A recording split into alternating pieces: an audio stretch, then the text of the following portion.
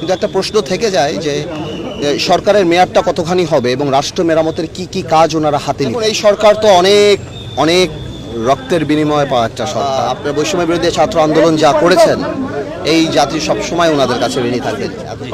নতুন যে অন্তর্বর্তীকালীন সরকারটা হলো সেই বিষয়টা আপনার বিশ্লেষণ। দেখুন, এই সরকার তো অনেক অনেক রক্তের বিনিময়ে পাওয়া একটা সরকার। আমাদের আশা জায়গা অনেক, এবং আপনার বৈষম্য বিরোধী ছাত্র আন্দোলন যা করেছেন এই জাতি সবসময় ওনাদের কাছে ঋণী থাকবেন, এতগুলি রক্তের বিনিময়ে যেটা পাওয়া। কিন্তু আমি যারা যারা শপথ নিয়েছেন ওনাদের গ্রহণযোগ্যতা, সামাজিক গ্রহণযোগ্যতা বা নিজ নিজ কর্মক্ষেত্রে গ্রহণযোগ্যতার ব্যাপারে তো কোনো প্রশ্নই আমরা রাখতে পারি না। ওনারা তো সবাই খুব সাকসেসফুল মানুষ। কিন্তু একটা প্রশ্ন থেকে যায় যে সরকারের মেয়াদটা কতখানি হবে এবং রাষ্ট্র মেরামতের কি কি কাজ ওনারা হাতে নেবেন। এটা না জানা পর্যন্ত আসলে আনসার করা কঠিন যে ওনাদের কাজটা কেমন হওয়া উচিত বা কি হওয়া উচিত। সো এই জিনিসটা ব্যাপার। আর কি থাকবে তাহলে আপনাদের? না, আমাদের তো প্রত্যাশা অনেক যে আমরা তো না, আমরা তো চাই গণতন্ত্র পুনঃপ্রতিষ্ঠিত হবে, মানুষ ভোট দিতে পারবে, যে ভোটটাও 14 বছর দিতে পারে না। বাট এটাও সত্যি যে ভোটের আগে ভোটই একমাত্র গণতন্ত্র কনফার্ম করে না। এটাও সত্যি ভোটের আগে আরও অনেক কিছু করা দরকার হতে পারে।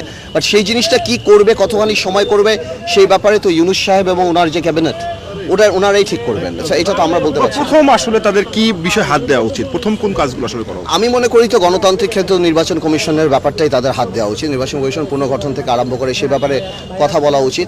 তারপর আমলাদের যেই ব্যাপারটা সেটা করা উচিত। সবচেয়ে বড় কথা, জাতিকে আমলা পুলিশ বলেন, সবাইকে ব্যবসায়ী বলেন, একটা কনফিডেন্স আনা উচিত যে তারা ভালোভাবে কাজ করতে পারবে। দুর্নীতির ব্যাপারটা অনেক ইম্পর্টেন্ট, করা উচিত। আর কিছু কিছু আইন আছে যদি ওনারা করতে চায়, যেমন আপনার অর্থনৈতিক রাষ্ট্রদ্রোহিতা পাশ করা উচিত, যার কারণে বাংলাদেশ থেকে লক্ষ লক্ষ কোটি টাকা পাচার হয়ে গিয়েছে। তাদেরকে কিভাবে আনবে, এই মানুষগুলি যা মারা গিয়েছে যাদের হাতে রক্ত লাগা, তাদের বিচারের কাজ কিভাবে হবে, এগুলিও খুব ইম্পর্টেন্ট। সো সব কিছু মিলিয়ে অনেক কিছু। এখন ওনারা কি করবেন, ভবিষ্যতে আমাদের সাথে বসবেন কিনা বা কি কর্ম পরিকল্পনা হবে সেটা সময় বলে দেবে।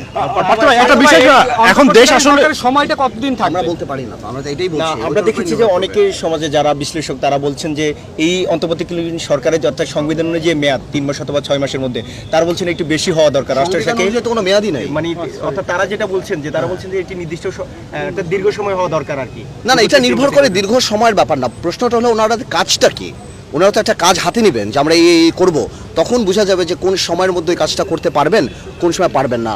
ওই কাজগুলো কি ওনাদের করা উচিত বা ভবিষ্যৎ গণতান্ত্রিক সরকারের করা উচিত, এটা নির্ভর করে যে কি করবেন। আমার মনে হয় সরকারের উচিত এখন রাজনীতিবিদদের সাথে কথা বলা, বড় বড় রাজনৈতিক দল যাদের স্টেক আছে কথা বলে এরকম একটা পরিকল্পনা, যাতে করে পিপল রিপ্রেজেন্টেশনও থাকে, মানুষের রিপ্রেজেন্টেশনও থাকে। এখন তার সংসদ নেই, তো বড় রাজনৈতিক দল যারা আছে তাদের সাথে কথা বললে অ্যাটলিস্ট মানুষের একটা স্বস্তির জায়গা থাকবে। ঠিক আছে। একটা বিষয় সেটা হচ্ছে দেশে এখন আইন শৃঙ্খলা পরিস্থিতি নিয়ে খুব কথা হচ্ছে, কারণ পুলিশ একদমই নেই, লুটপাটের ঘটনা ঘটছে। সেক্ষেত্রে কি তাদের পুলিশের রিফর্মের দিকে আসলে নজর দেওয়া? রিফর্ম, পুলিশের কনফিডেন্স ফিরিয়ে আনতে হবে। এই পুলিশ দলীয়করণের কারণে গত 16 বছরে পুলিশ প্রশাসন ভেঙে পড়েছে, অন্যান্য প্রশাসন, কিন্তু পুলিশে আরও অনেক ভালো ভালো মানুষ আছেন, অনেক, সবাই তো দলীয়করণ হয় নাই। ওনাদেরকে কনফিডেন্স নিয়ে ফিরিয়ে আনতে হবে, তাহলে ঠিক হয়ে যাবে ইনশাআল্লাহ। থ্যাংক ইউ ভাই। আমাকে দেখছেন বেশ জনপ্রিয় নেতা আন্দালিব রহমান পার্থ, তিনি কিন্তু কথা বললেন এবং তাকে দেখছেন মানুষ যখন এক নজর দেখে তখন কিন্তু ভালোবাসাটা কিন্তু পায় এবং দেশের মানুষের তার কাছে অনেক চাওয়া রয়েছে। আপনারা জানেন যে তিনি কিন্তু ভালোবাসার একটি নীল নক্ষত্র। আপনারা যেমন দেখছেন অনেক মেধাবী মানুষ এবং তিনি কিন্তু ডক্টর মোহাম্মদ ইউনূসকে নিয়ে বক্তব্য দিয়েছিলেন, সে বক্তব্যটা কিন্তু বেশ আলোচিত হয়েছে এবং আমরা দেখাই তাকে, দেখছেন পায়ে ভালোবাসা কিভাবে ছিনিয়ে দিচ্ছে মানুষেরা। আসেন, এই ভালোবাসার আসলে কখনোই টাকায় মেলে না।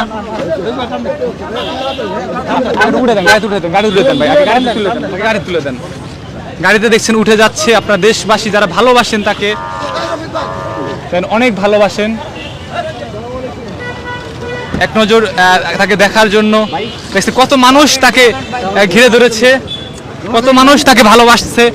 তার সাথে রয়েছে তার মিডিয়া, যিনি দেখেন সেই ভাই রয়েছেন। আমরা তার এক নজর তার ভালোবাসা পাওয়ার জন্য মানুষ দেখে যেভাবে ছুটছেন, তিনি কিন্তু প্রধানমন্ত্রী শেখ হাসিনার কিন্তু ভাগ্নে নিক্সন চৌধুরীর আপন খালাতো ভাই, এবং তারপরেও তিনি দেশের ভালোবাসা কিন্তু মানুষের পিছিয়ে লড়ে যাচ্ছেন। সবাইকে ধন্যবাদ।